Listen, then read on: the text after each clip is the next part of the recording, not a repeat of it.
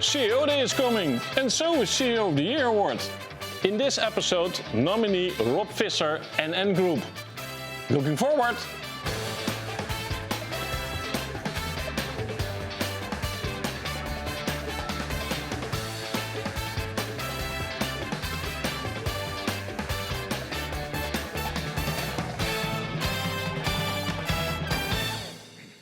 Good morning, this is CIO TV, and of course this is a special because we are going to do in 3 episodes a profile of the 3 nominees. And in this case, that's Rob Visser from the NN Group. Of course, I have some serious guests at the table, as we call them, the tech leaders of today. The fine fleur also of the technology sector. What we're going to do is having a fair conversation about the status of the digital maturity, about the transformation, and of course about the status of. And this is why we have these kinds of episodes. And this is also educational, I guess, right? Because the nominees are true leaders. The nominees are stepping the stone, so to speak. So pick up and get geared. And let's have an introduction of the guests at the table this time. Always clockwise. So Eric Wipro, welcome. Of course, Rob Visser, NN Group, one of the nominees. Welcome. Thanks. This is a long time we've seen each other, right? It is, Rob. It is a long time. Jeroen, Salesforce. Thank you. And Marc from BCG. And of course, Marc will also enlighten us about some information about the digital maturity and, of course, the status in terms of where are we. But let us start today first, Rob. Welcome again. The dynamics, your dynamics, the dynamics within NN Group.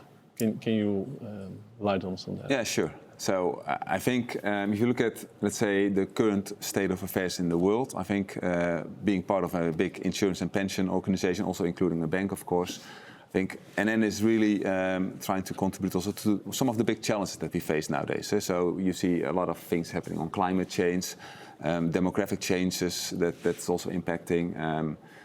And I would say NN is truly living up to a purpose-driven organization. So our purpose is we help people care for what matters most to them. And given all those big changes in the world, I think that's also why we try to live those moments of truth also that really matters for our customers. So and maybe we can share something later on that as well. I understood from that purpose-led perspective, so that sustainability is of course key. Yeah. Talent is key. Customer experience is key. Mm-hmm. So we will probably deep dive in that, of course, to profile you a little. Yeah. But in regards to that, so what role does technology play? What role do you play? Yeah. Well, I think it counts for a lot of, let's say, products in the financial industry nowadays. In the old days, maybe products were maybe paper-driven and more, let's say, face-to-face interaction. Right now, a lot of our products that we deliver towards our customers are, let's say, a unique combination of zeros and ones. So I think the financial industry is very much technology-driven, and it will just be more and more dependent upon technology. And that's, I think, also why I think it's such an interesting time to work in IT, in the financial and in the insurance industry at this moment in time. Right. And if I take that to the next level in terms of the discussion, Eric, is this conversation about purpose-led the one you see often? Also in the conversations you have with your customers?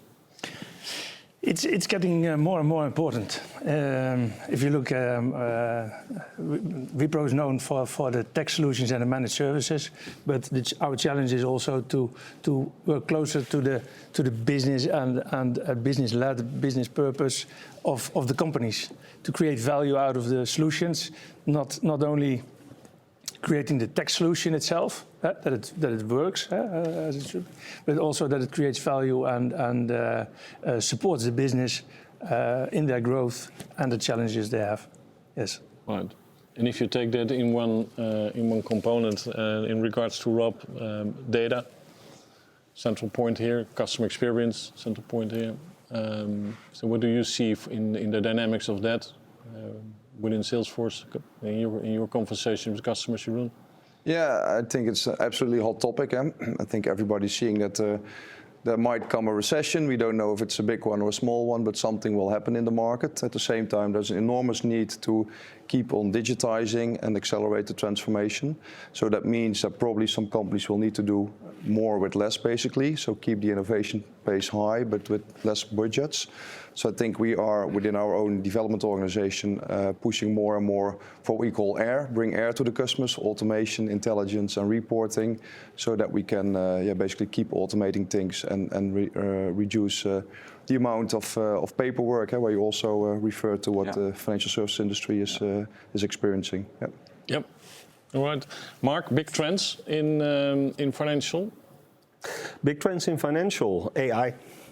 But that is like the sword that can cut in two ways, one good way and one scary way. I'm going to show some numbers later. But we see the leaders investing heavily in digital, heavily in AI, but through people. And some really cool numbers. And then back to your point on purpose. Those people are now the young generation that will share outside their company whether their work matters, yes or no. And that is something that we have not seen before. No. And to which extent, so to speak? Is it dramatically changed? Yes, because they live an external life. So specifically in financial services, where it was always very closed, and now you have a young generation that doesn't do closed, they do open, and that's a massive shift. It's a big shift. All right. So Rob, can you enlighten us a little on your personal and professional vision, role, and approach within NN? And before we do that, I first want to have a little moody about NN Group. Great.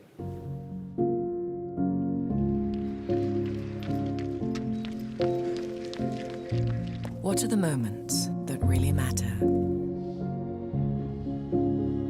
When you find a place to call home. When a stranger becomes your savior. When you truly feel alive. And your spirit stays young. When struggle becomes success. When you believe in what you do. When life becomes bigger than you and smaller than you. So think about what matters most to you, so you can keep on doing the things that make you, you.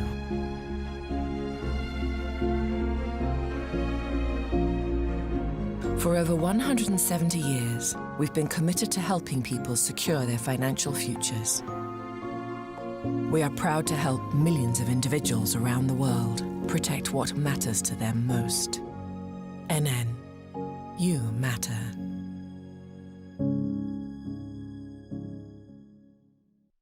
That's, of course, it's then easy to say that you need to have a personal purpose, otherwise you was not going to join NN, I guess, right?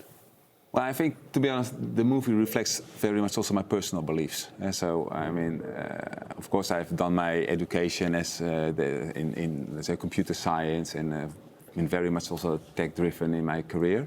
But throughout the years, you really tend to understand that what truly matters is the people that are within the organization. And so, organization is built of, let's say, people, process, technology. But it's my firm belief that if you don't have always the best technology, if you really have awesome people, they really get a fantastic solution still out of that. So if that movie says you matter, I mean, that's also what I say to all my employees within NN. It's all about them. And that's, I think, what the leadership team of NN now really embraces, to make sure that we get the best talent out of, let's say, the people that we have within NN. And with all that war for talent, I think that's at this moment in time a really big topic, I think. Right. But that's often easy said than done, right? Yeah. So what's your game here?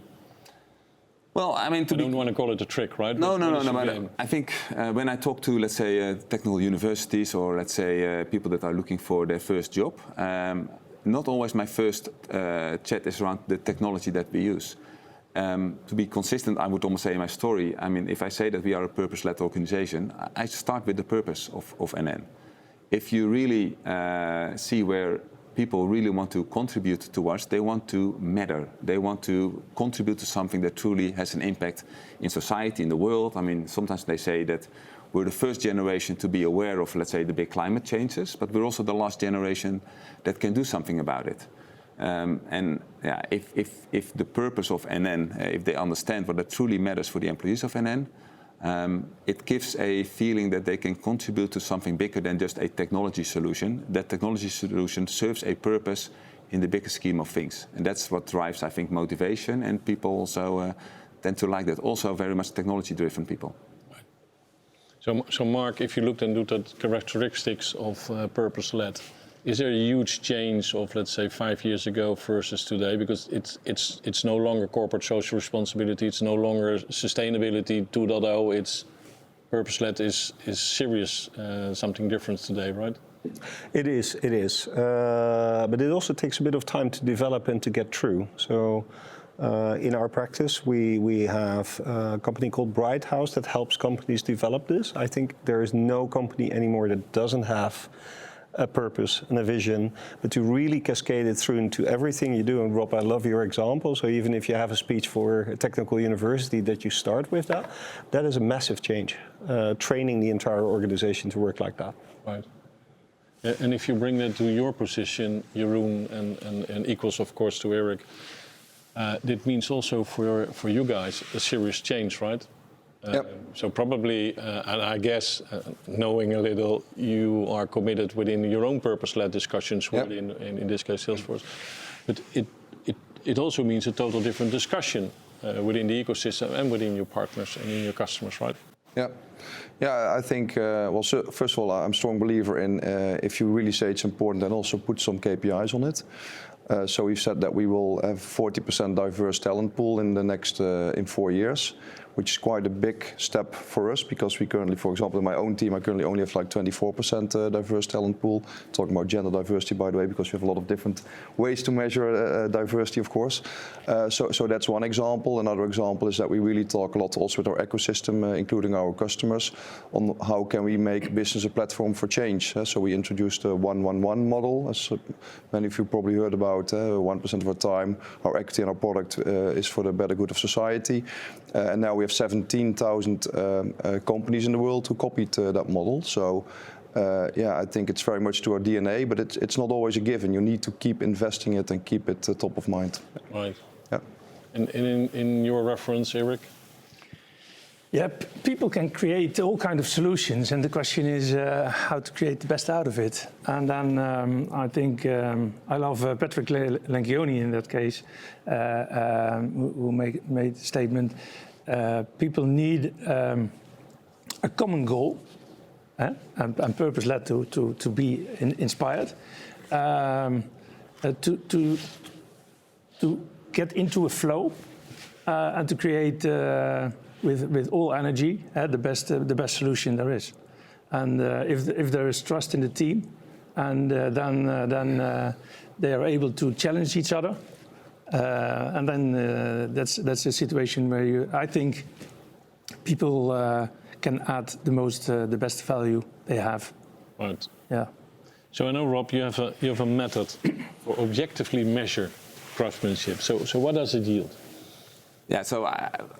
So if you take people very serious and in the heart of your strategy, then I think you also have to think, okay, so how do we move away from the PowerPoints that, yeah, people are important, to really impactful, let's say, meaningful things that happen in practice. So we introduced something that's called empowered product teams, because I think the whole organization has moved to agile way of working, but agile is seen almost as a goal in itself and not anymore as a means. So we strongly believe that, I mean, teams are there to highly frequent deliver products that are meaningful for customers. And so you always have to keep in everything that you do the customer in the back of your mind. And the quality of anything that the customer experiences is, in our opinion, not always delivered by the technology that you use, but by the people that are behind that technology.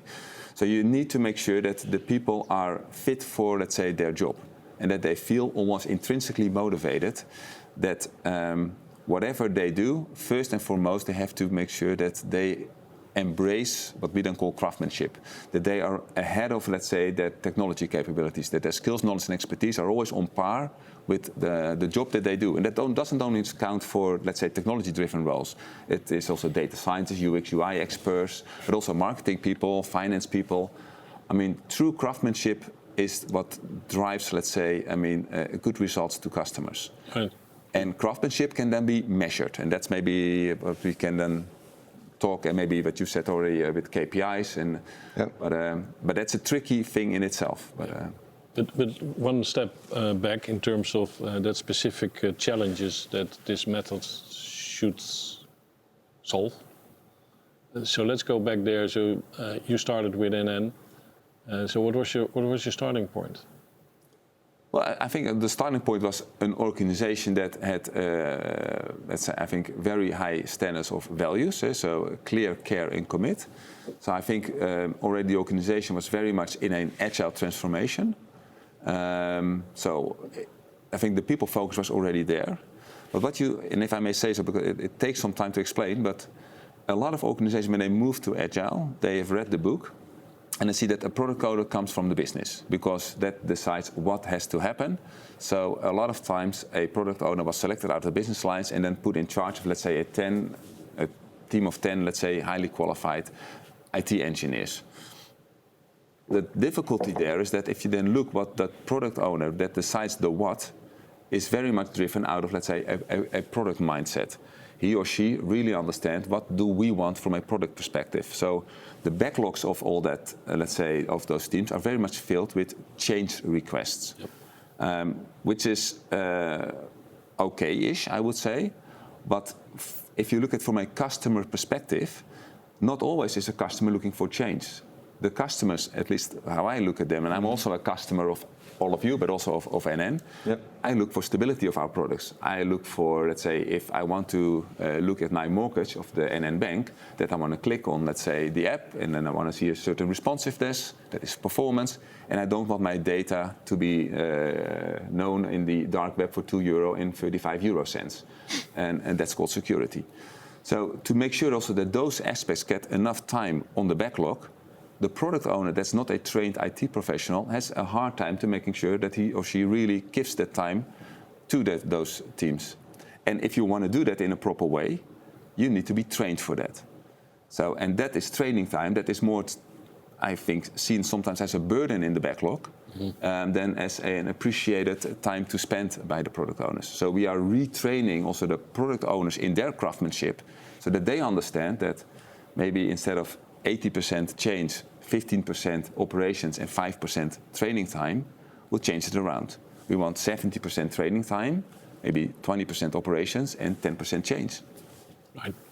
So that's a big shift, I would say. Changing the ball game here. Yeah, but it's also giving the freedom for our employees that if we say that craftsmanship is serious, that we also give them the time, the means, the budgets and the priority to do so. Right. And of course I need to ask Marc, reflect on this. Is this the way to go? It is definitely the way to go, and Rob and I discussed it's tremendously hard. Yeah, it's tremendously hard because I mean what you describe is also in that agile book, but it's the part that doesn't map to the experience that people had before. And what they do is they bring their experience. Nobody wants to start from scratch. So that is the part that gets discarded. So the amount and the scale in which you're trying to do this is actually quite special. Yeah. So a lot of companies realize that but don't know how to get there. Right. And how do you share that over your teams, the knowledge between the various teams from the various product owners? Yeah. So we introduced something that's called guilds, like the old gildes when the famous painter Rembrandt.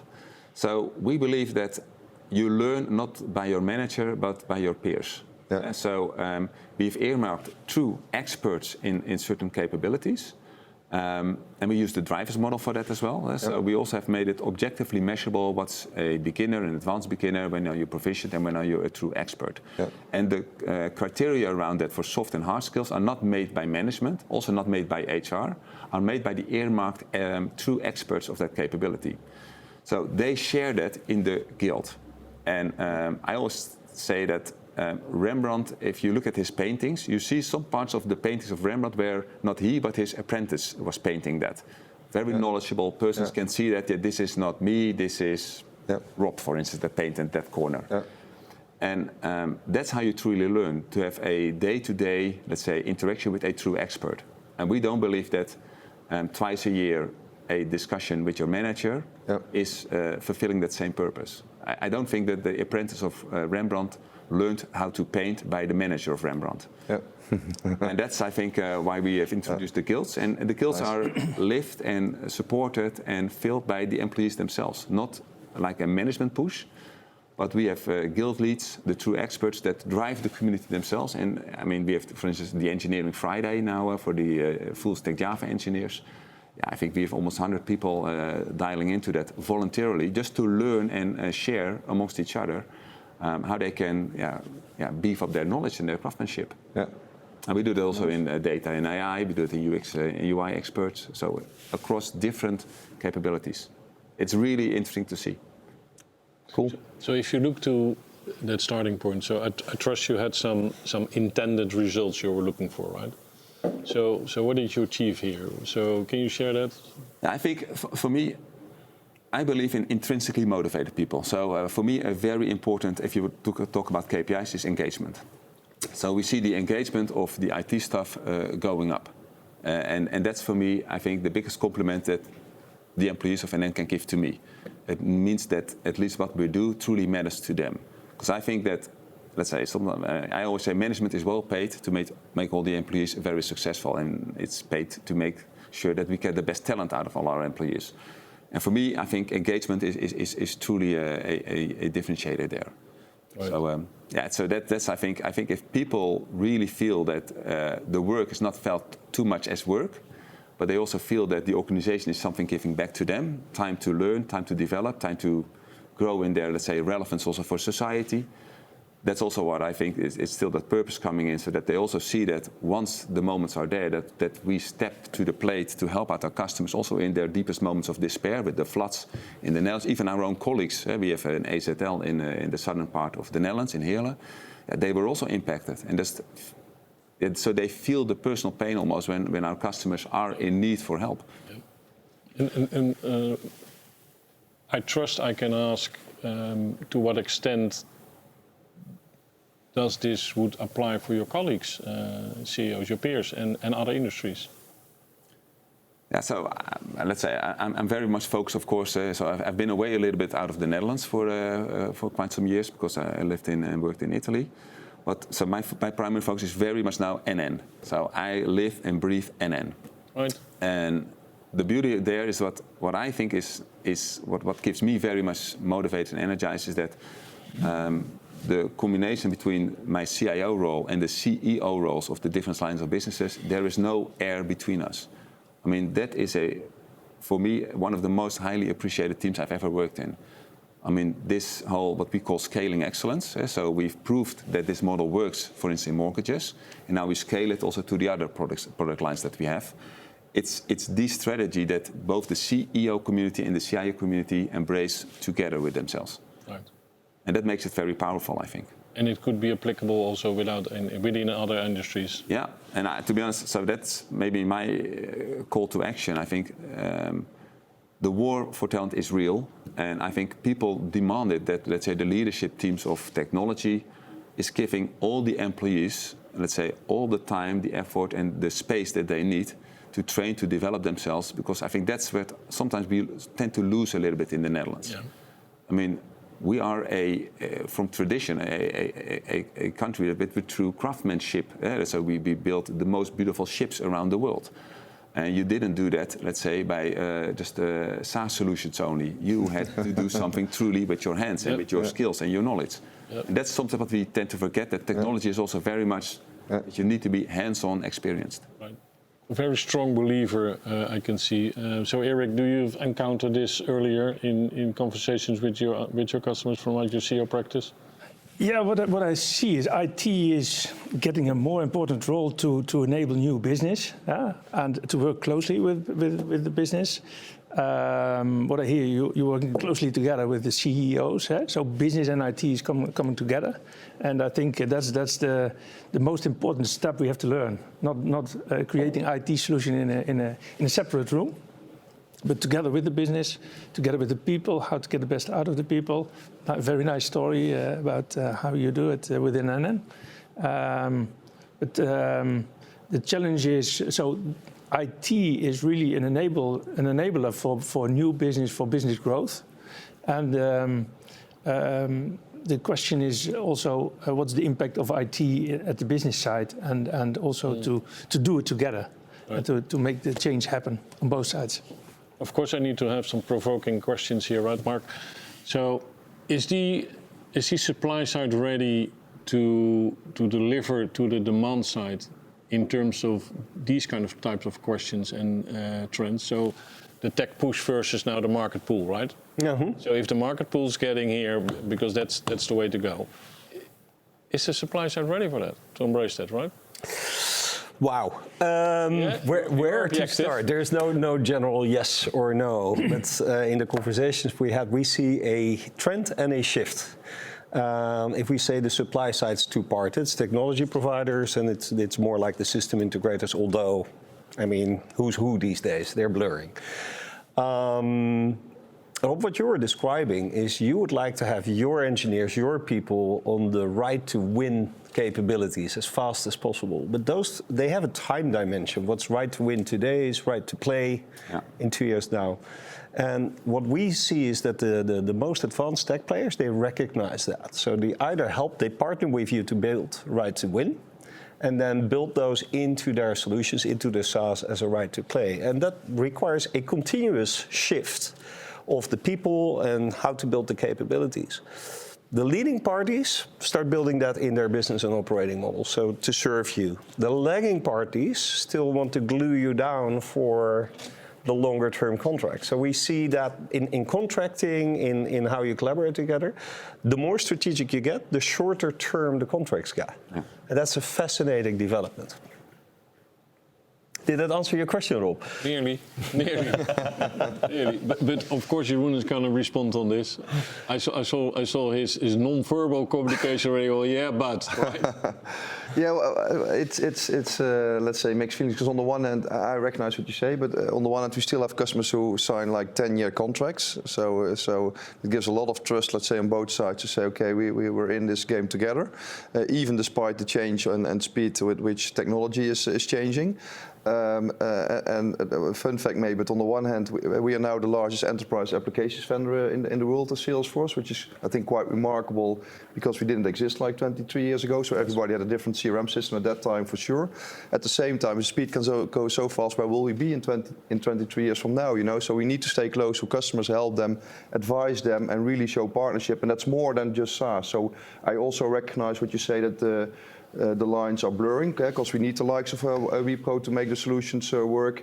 And at the same time, we also want to be involved ourselves, you know. So you're looking often for partnerships on the project, almost like a triangle where you work with 3 parties to make sure that you keep the end state in mind and work together. By the way, I do see much better cooperation between IT and business nowadays. If I compare it to like 4 or 5 years ago, I really see a big improvement with many of my customers. So from that perspective, I'm confident that even though we still have a way to go, but that's also from a supply side perspective, if you bring business IT together, you have the system integrator and the vendor is also really involved, I think we can make this work together. Yeah. A 10-year contract with you is a sign of trust that you'll stay at the right to win edge of tech. Yeah, it's true. It's true, and it's a big step. Yeah, that's true. To be honest, I'm not sure if I would sign a 10-year contract myself, you know, because technology change is going so fast. But it's definitely a big sign of trust. The question is, however, I mean, the technology is changing fast, but is that a good or a bad thing? So Marc and I had some interesting discussion, for instance, on IoT devices. Yeah. So from a technology point of view, a lot of stuff is possible. But if you are really customer driven, I mean, you also have to think very carefully about how much appreciation is there with your customer base to put an IoT device in your living room, or maybe in every room that you have in your house that is made in China, and no one really understands them, because that's their general perception what is really built in those stuff, under the assumption that because you have a smoke detector out of Nationale-Nederlanden in your living room, and we can fully support it from a technology point of view. Is that really appreciated, that type of, let's say, technology innovation from a customer perspective? And we very much feel that, let's say, the product that we deliver is trust.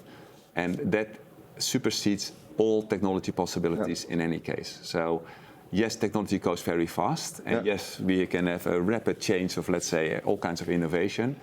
The question is, what is really beneficial for customers? Yeah. Right. Interesting. Yeah, very fair point, and I think the trust it should also be one of the core values for every company in financial services, but probably also every company in IT. I think, and that's, I think, so. If you say business and IT should be very much business IT, and IT is the business. That's, I think, now more and more the discussion. So you see in those really empowered product teams that if they are empowered and they are truly product driven, and with that also, of course, then customer driven, they have these discussions about, this is possible, but is this also, let's say, appreciated from a customer point of view? Or is this that we stretch now the technology capabilities too far, that we maybe jeopardize a little bit the trust that people and our customers have in this case, Nationale-Nederlanden? Yeah, and is it the most efficient way? Because I sometimes also see that when you call a bank an IT company with a banking license, which I think really has helped to fasten, let's say, the acceleration of the digital transformation. But it's also a little bit of a risk that you start building, which are stuff that's not really adding value, let's say, to your core business. So that's especially also when you talk data and AI. It's also such a buzzword right now. Everybody is talking the new gold, the new silver bullets for everything, that it should be data and AI. I think that's also where the technology is way ahead of what, let's say, is appreciated and what we think from an ethical point of view we can do. And that balance, that's where IT and business, it's a must-have that those are really tied together, and that CIOs and CEOs are having these discussions at the right table. But if you then and just pick out one of the elements here, Rob, that AI, so we foresee that massive data and AI deployment is needed, right? But if you talk that in the scale of AI, and you look to, let's say, America, and you look to the Far East, or you look to Asia, and you look to Europe, and especially to the Netherlands, so from an economic point of view or from an ethical point of view, we are putting the usage of AI here, right? Yeah. And the other guys are putting them here, right? Yeah. So from a competitor perspective, right, or market perspective, these guys are here with AI on economics, and we are here on ethics, right? So what does it mean for us? Well, let's say, so I also lived for a year in China, for instance. It's not always that, I think, yes, let's say organizations put a lot of effort on data and AI, and they know way more than we maybe in Europe tend to collect from our customers. The question is, if you really are customer driven, are the customers in China more happy with their, let's say, support models than the customers in Europe? I think when I talked to some of my colleagues also in China, I mean, it was not always appreciated how let's say, customers were approached and what was known about all of them. So I think it's great that technology is there, but it's an enabler to make sure that customers are helped in the best way possible. I think that always is the long-term business model that always prevails. So I think if you are overstepping, let's say, an ethical boundary of your customers, it's a lose-lose situation. Right. Right. So the needle will find itself to the right spot. Marc, can you enlighten us, please, on the digital acceleration index on the maturity level? Because a firm element within the process of CEO of the Year award. Yes. And of course, we also, within the benchmark, also want to tease a little, of course, one of the nominees, in this case, Rob, at this table. So enlighten us, I would say. Very good. Let me introduce the DAI, so as we call it, the Digital Accelerator Index, in a few slides, and then Rob will give you a bit of a sneak preview. Not all the answers, of course, because that would be not so much fun.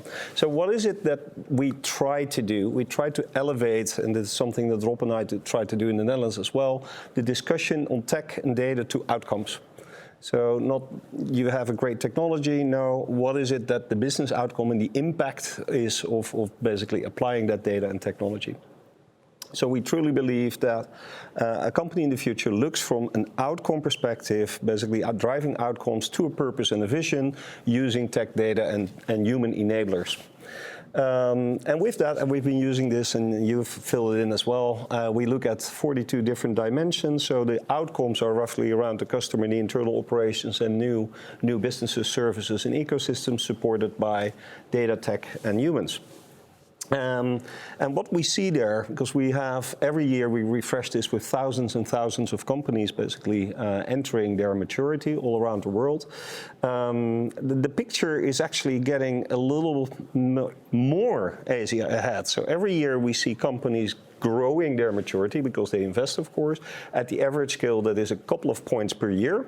And consistently, the Asian countries are growing slightly faster, which means there's a wedge, and that wedge is actually growing. You also see by sector there are some differences, but within every sector there are leaders and laggards. And that's what makes it interesting. If you start looking at the leaders, so the top 25% and the laggards, the bottom 25%, you see basically a wedge that is growing. And why is that? It's actually quite simple. They invest more, then they get a larger part of their revenue out of their digital, basically, products and services, which get reinvested back. Now, we see there was a 15-point difference between 18-21. We expect a almost 50-point difference by 25 because that wedge is growing. So if you're in the laggard space, you have a problem. That's really because you need to accelerate. We also see that in the value they're creating. So if we look at the for the public known companies, basically, okay, what is it? What their returns are? You see the same wedge. I'll not go through all the data. We can look that up. And then if we go specifically to insurance, that's actually very interesting. So insurance in the last 3 years has 7-point on average increase. Obviously driven by COVID and by a number of the global trends you were discussing, Rob. But that's 7 points in 3 years is a massive step for a sector and an industry. So that's really transformational change. What's very interesting is if you look at where are the largest steps made for the sector as a whole, it's very much in the human enablers, in the organizational and human enablers. So what you see highlighted on the slide is bottom right, and also some of the points. So on data governance, 16 points in 3 years' time. In agile at scale, so doing it in the right way, 15%. In governance, new business builds, and digital transformation, more than 10 points ahead. With what we would expect to see positive impact on revenue, EBIT, valuation, but also now let's go to AI. More investments in AI. And AI is an interesting thing because we see that companies that invest more in digital, they hit a certain threshold, like now I've got my hygiene, and then everything else goes to data and AI. So if you're in the top of the wedge, that also means you're in the top of the AI part. And what's very interesting to see is they have a vision, not Rob, like it's only ethical or it's economical. No, the vision is I want to use it in every step of my value chain, in every interaction with my customer, in a particular way. And that particular way can be an ethical way or it can be a financial way. But the true leaders basically say it's going to be everywhere, and therefore I need to flip around that everybody can use data, and to Rob's point, I need to train everyone in my organization to do that in the proper way. That's what you see here. So on the top, on the left, is basically companies that do a little bit on digital, also do a little bit on AI, but the ones that actually are like 25% in digital get 47% of AI investment, and that's because they hit that tipping point. So we basically see that this is a recipe for companies that score lower on the digital accelerator index, that they really need to make some fundamental changes. Finally, you love this slide, that's why I said already, saying, okay, AI without people doesn't matter, and we see that consistently. So if you try to automate a job, replace a human versus augmenting a human or augmented intelligence, we consistently see that if you merge that together and you make the people in the workforce smarter by data and AI, that you get not just 1 + 1 is 2, but you get 1 + 1 is 3 or 5. Yeah. Right. Rob, in a lightning speed. As always, and I need to grasp a couple of those figures, I guess. Rob, of course, first reaction in terms of that bring that back to the discussion about the maturity level of digital within NN. Yeah, I think. So where are you yourself? I think digital for me is also investing in people, and that's also I think what Marc says. So I don't believe that as the NN Group CIO says, let's do more with digital, and then everybody just immediately understands what I want, and then everybody starts building meaningful stuff for customers. So I think if I echo a little bit what Marc, what at least my conclusion for your story is, Marc, I mean, if you really want to be, let's say, differentiating in your digital roadmaps, you need to have the right skills, knowledge, and expertise. You need to invest like hell in the people. And that's what we've done. So we've also a guild around data scientists. I mean, we've really some really good people that, and let's say that's why I also say that the training budget in NN is unlimited. It's maybe the only budget that's unlimited, but it's also the most important budget that we have.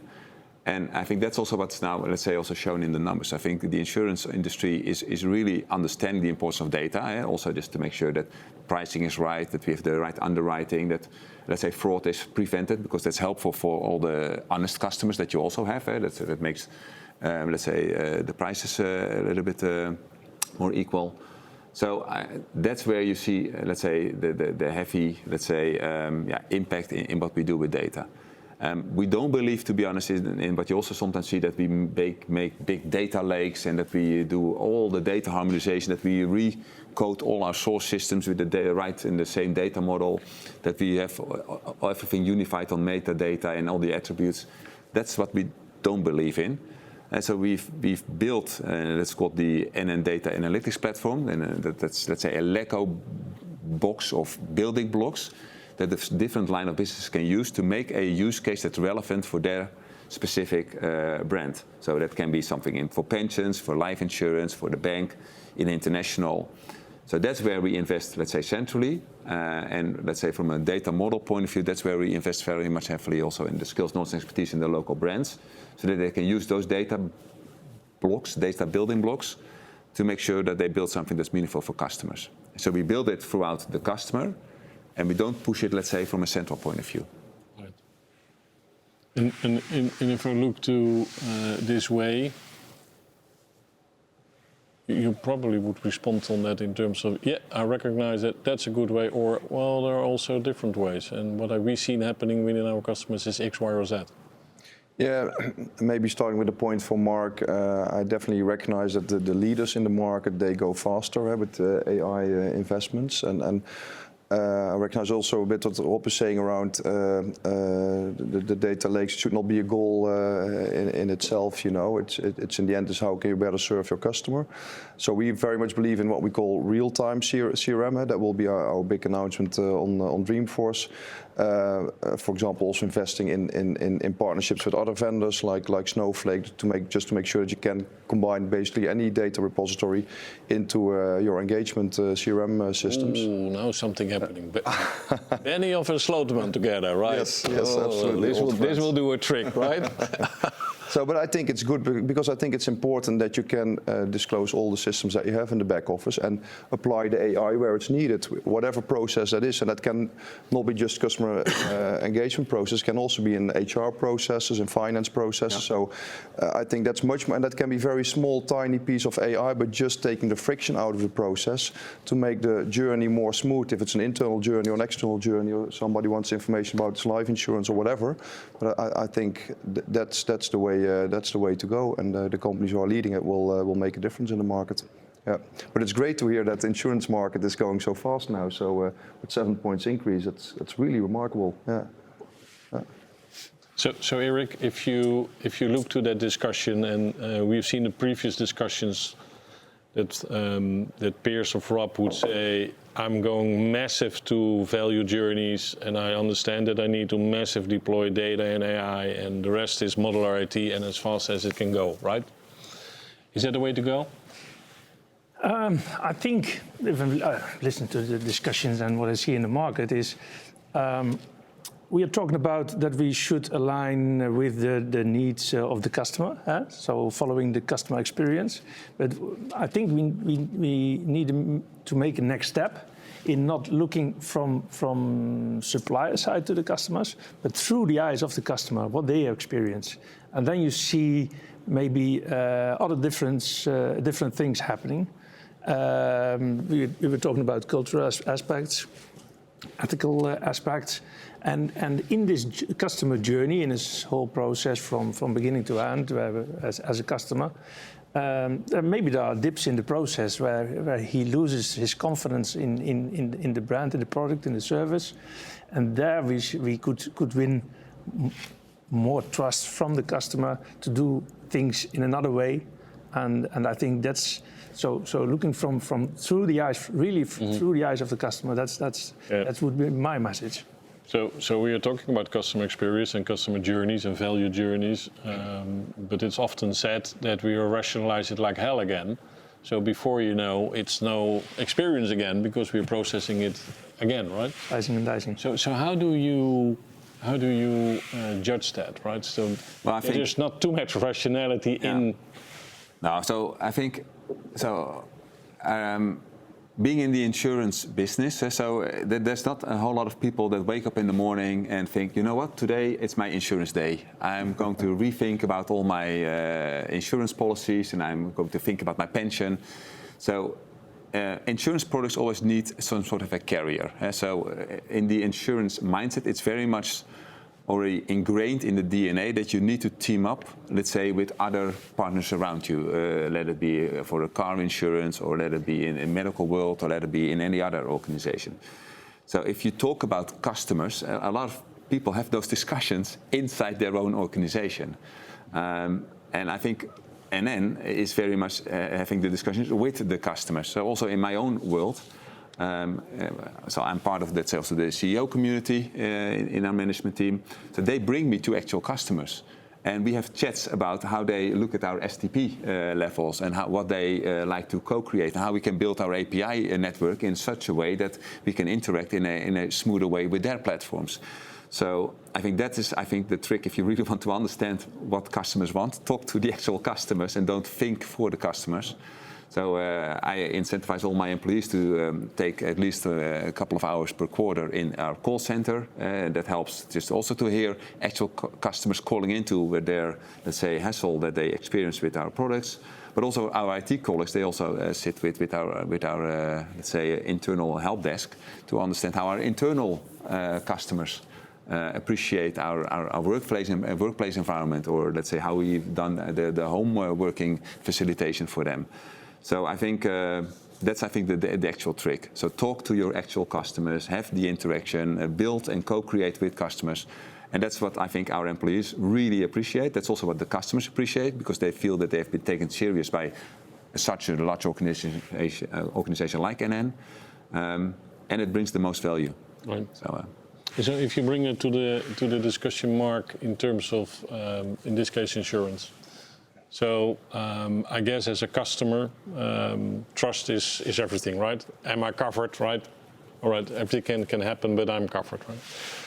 So what are the big trends then in the customer journeys? What is the shift then, right?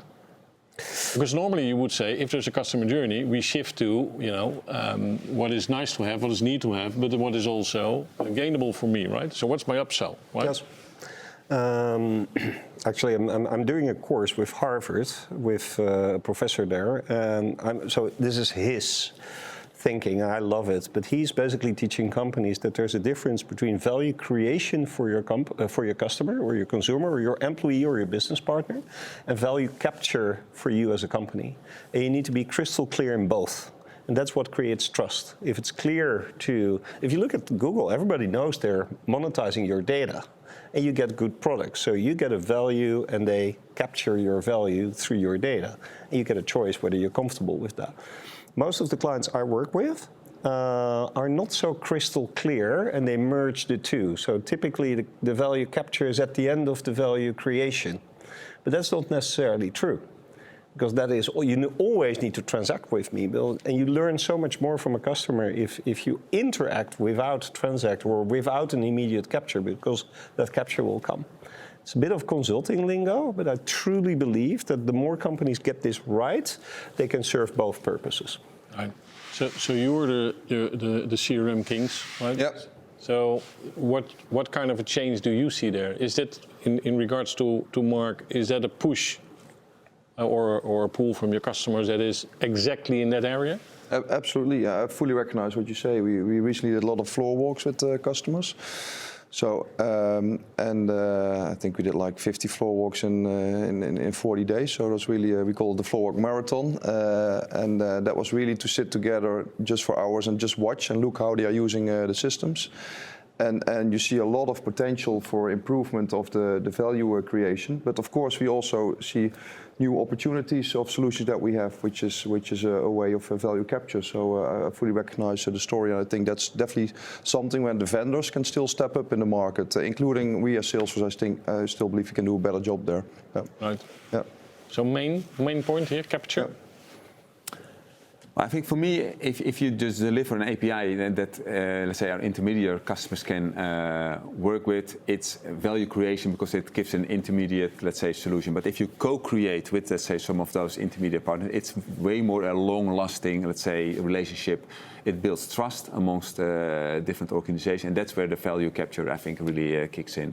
So yeah, for me, it's all about building a long-lasting relationship with your customers, and not just having a point solution that fits, let's say, a certain problem that's at hand, something that needs to be solved.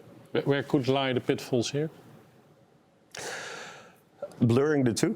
I think the example Rob was giving is if you think that value is created from your viewpoint because your business works like that, then that defeats the purpose. So really stepping away from this is the way we do things and being open and learn first how the value creation works before you go back and saying, okay, how do we capture that?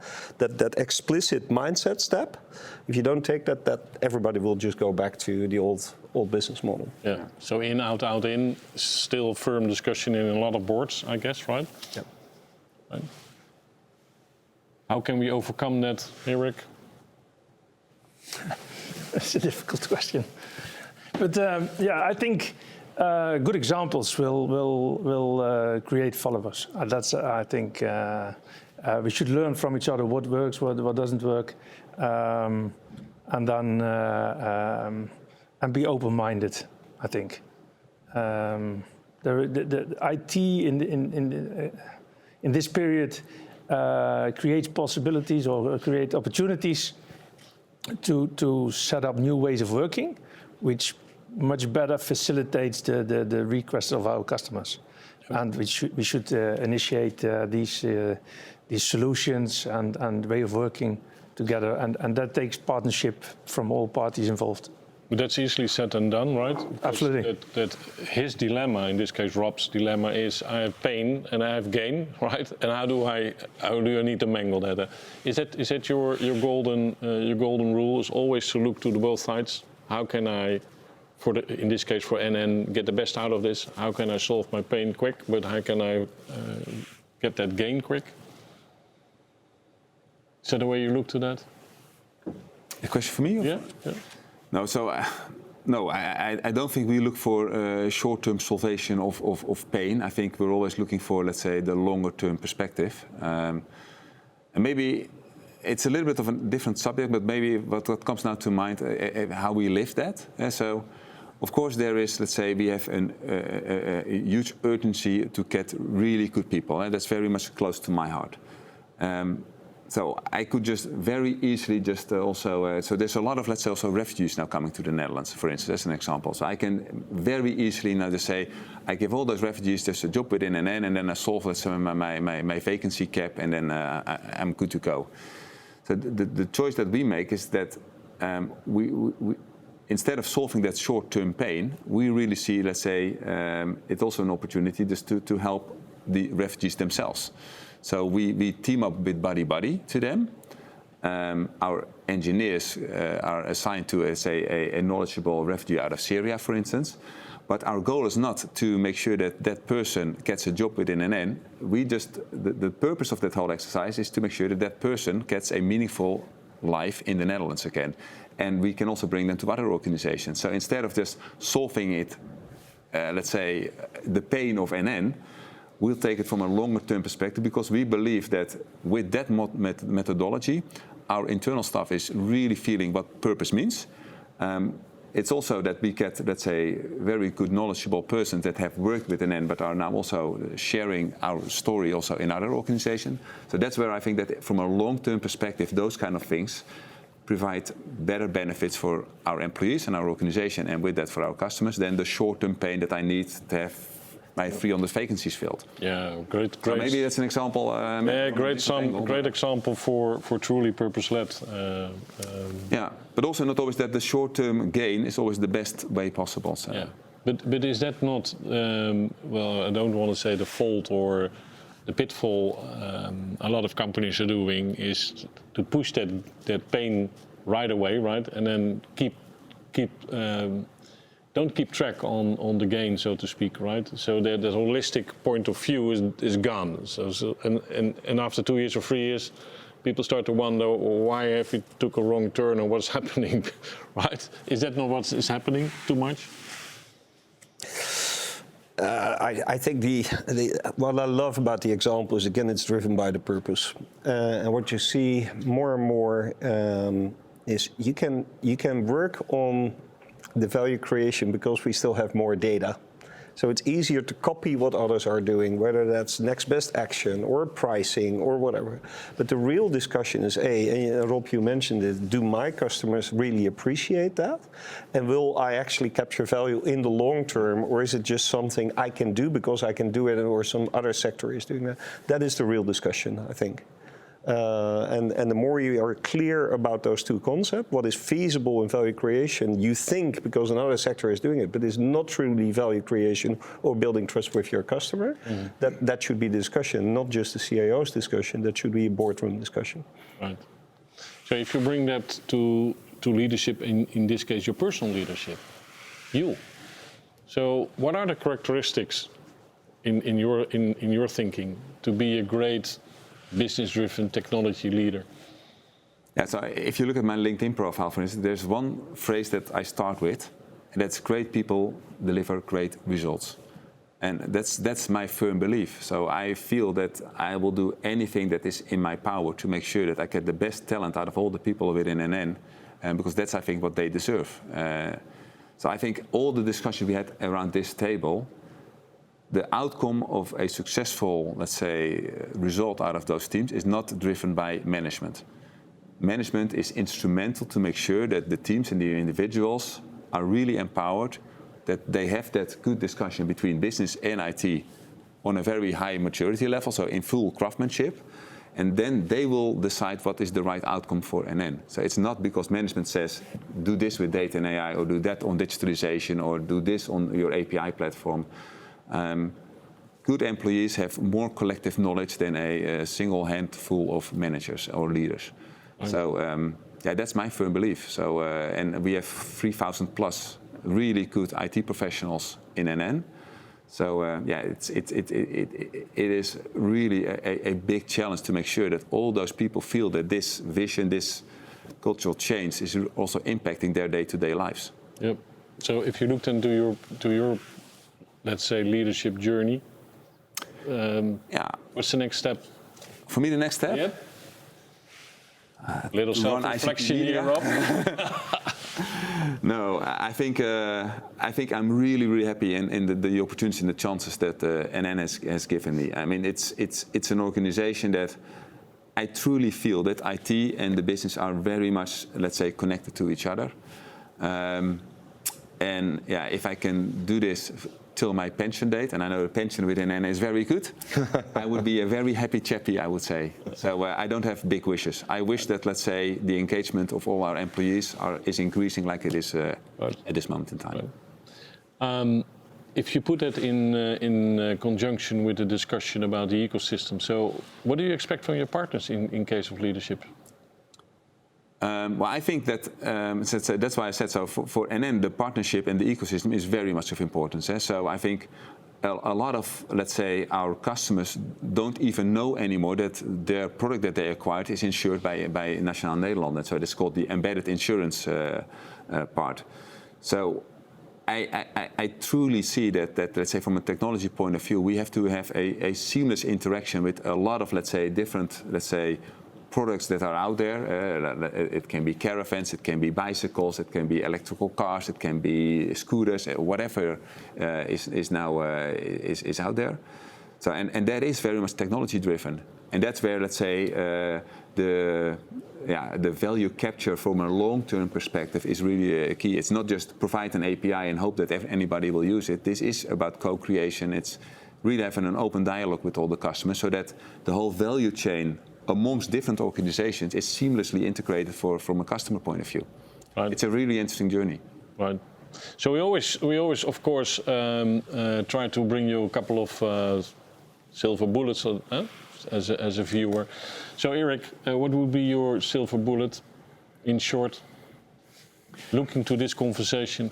I think a great conversation talking about the next step in how to work within IT and together with business. So if we can follow this this strategy and the way of working would be great, and I think will bring us to the next level in the economy. Right. Yeah. Jeroen, same for you. Yeah, well, I want to come back to your example of the Buddy Buddy program and how you support refugees. I think that's really a great example of authentic leadership. And the reason why I think is because it's an example where you basically take more risk, because it will take longer before it really pays off, and the investment is also bigger, but still you do it, and so I think that's a great example. I think many companies can replicate. So because it's clear that we have a challenge here in the market when it comes to IT talent and also when it comes to refugees. So if we can bring that together, then yeah. So I think that could be talking about purpose-led something that applies to everybody who listens today. Right. Great. Yeah. So Rob, of course, for your peers, and because they're looking at you now, right? Can you take that camera and what is the do or don't you want to advise your peers? Well, if there's one thing, I think my phrase, great people create great results, that is key. I think should be key for all CIOs out there. And relentlessly invest in true craftsmanship. I think that's where I think the true differentiator is. It's not in technology, it's not in the processes, it's in the quality and the talent of your people. Right. Thanks, Rob. Marc, what did we hear? Just in a 1-minute summary, what did we hear in this discussion? We heard long live Dreyfus. And I think Dreyfus is something like from the 70s, but if I translate that, it's create through craftsmanship more people that can do the right thing with tech for their customer to create value. Great summary. Of course, ladies and gentlemen, I'm going to thank my guest. It was great to have this conversation, and I trust that you have been inspired in this case, right? So, do I have to leave you without any messages? No, of course there's a big message, and the big message is CIO Day is coming. I've already told you, October 11th. And of course, in this series of 3, we're going to profile the 3 nominees for CEO of the Year award. And we also have another award, but that's later on. That's a Tech Hero, that's an organizational award. Do I need to say anything else then? No. Stay safe, stay healthy.